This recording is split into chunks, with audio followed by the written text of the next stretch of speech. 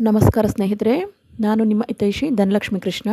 ಈ ಫೋಟೋದಲ್ಲಿ ತೋರಿಸ್ತಾ ಇರೋ ಹಾಗೆ 7 ಕುದುರೆಗಳು ಓಡ್ತಾ ಇರೋದನ್ನ ನೀವು ನೋಡ್ತಾ ಇದ್ದೀರಾ. ಹಾಗೆ ಹಿಂಭಾಗ ಸೂರ್ಯ ಉದಯಿಸುತ್ತಿರುವುದನ್ನು ನೀವು ನೋಡ್ತಾ ಇದ್ದೀರಿ. ಕೆಂಪು ಮಿಶ್ರಿತವಾಗಿರೋದ್ರಿಂದ ಇದು ಅಗ್ನಿತತ್ವವಾಗಿರುತ್ತೆ.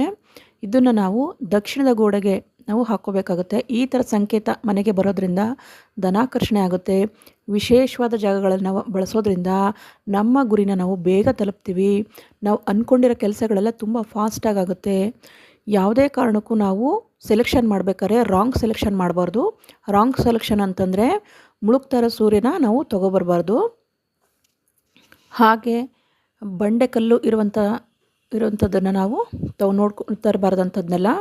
ಈಗ ಸೆಲೆಕ್ಷನ್ ಮಾಡಬೇಕಾದ್ರೆ ಕರೆಕ್ಟಾಗಿರೋ ಸೆಲೆಕ್ಷನ್ ನಾವು ಮಾಡ್ಕೊಂಡು ಬಂದರೆ, ಅಥವಾ ಶುಭ ಸಂಕೇತ ಅಂದರೆ ಸಮುದ್ರದಲ್ಲಿ ಈಚೆ ಬರ್ತಾ ಇರೋಂಥ ಕುದುರೆಗಳು ಈ ಥರ ನೀರಿನಲ್ಲಿ ಓಡ್ಕೊಂಬರ್ತಾ ಇರಬೇಕು. ಈ ಥರ ನಾವು ಸೆಲೆಕ್ಷನ್ ಮಾಡ್ಕೋಬೋದು.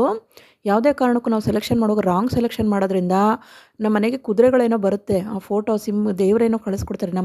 ನಾವೇ ರಾಂಗಾಗಿ ಸೆಲೆಕ್ಷನ್ ಮಾಡೋಂಥದ್ದು ಅಥವಾ ರಾಂಗ್ ಗೋಡೆಗೆ ಹಾಕೋಂಥದ್ದು ನಾವು ಮಾಡೋದ್ರಿಂದ ತುಂಬ ಅಪಾಯ ಆಗಿರುತ್ತೆ. ನಮ್ಮ ಏಳಿಗೆ ಆಗಬೇಕು ಅಂದರೆ ಸಣ್ಣದ್ರಲ್ಲೂ ಹುಡುಕಿ ನಾವು ಕರೆಕ್ಟಾಗಿರೋಂಥದ್ದನ್ನ ನಾವು ಹಾಕೋಬೇಕಾಗುತ್ತೆ. ಅಥವಾ ರಾಂಗ್ ಸೆಲೆಕ್ಷನ್ ಆಗಿದ್ದಂದರೆ ಬೇಡ ಅಂತಂದೆಲ್ಲ ನಾವು ಬಳಸೋವಂಥದ್ದು ಬೇಡವಾಗಿರುತ್ತೆ ಮನೆಗೆ. ಯಾವುದೇ ಕಾರಣಕ್ಕೂ ನಾವು ರಾಂಗ್ ಸೆಲೆಕ್ಷನ್ ಮಾಡಬಾರ್ದು. ಫಲ ಬಿಡೋಂಥ ಗಿಡ ಮರಗಳಿದ್ದರೆ, ತೆಂಗಿನ ಮರ ಅಥವಾ ಸೂರ್ಯ ಉದಯಿಸ್ತಾರಂಥದ್ದು, ಈ ಥರ ಫೋಟೋನ ನಾವು ಸೆಲೆಕ್ಷನ್ ಮಾಡ್ಕೋಬೇಕಾಗುತ್ತೆ. ನಾವು ಯಾವಾಗಲೂ ಧನಾಕರ್ಷಣೆ ಆಗಬೇಕು ಅಂದರೆ ಕೆಲವೊಂದು ರೀತಿ ನೀತಿಗಳನ್ನ ನಾವು ಫಾಲೋ ಮಾಡಬೇಕಾಗುತ್ತೆ. ಆನೆ ತಂದಿಟ್ಕೊಳ್ಳೋಂಥದ್ದು, 7 ಕುದುರೆಗಳ ಫೋಟೋ ತಂದಿಟ್ಕೊಳ್ಳೋಂಥದ್ದು, ಅಥವಾ ನಾವು ಬಾರಿಸುವ ಗಂಟೆನಾದ ಓಂ ಅನ್ನೋ ಪದ ಇದನ್ನು ಸ್ವರ ಬರಬೇಕು ಗಂಟೆನಾದದಲ್ಲಿ. ಈ ಥರ ಇರುವಂಥದ್ದು. ನಮ್ಮ ಮನೆ ಯಾವ ರೀತಿ ಘಮ ಹೇಗಿರುತ್ತೆ ಅನ್ನೋದ್ರ ಮೇಲೆ ಡಿಪೆಂಡ್ ಆಗಿರುತ್ತೆ.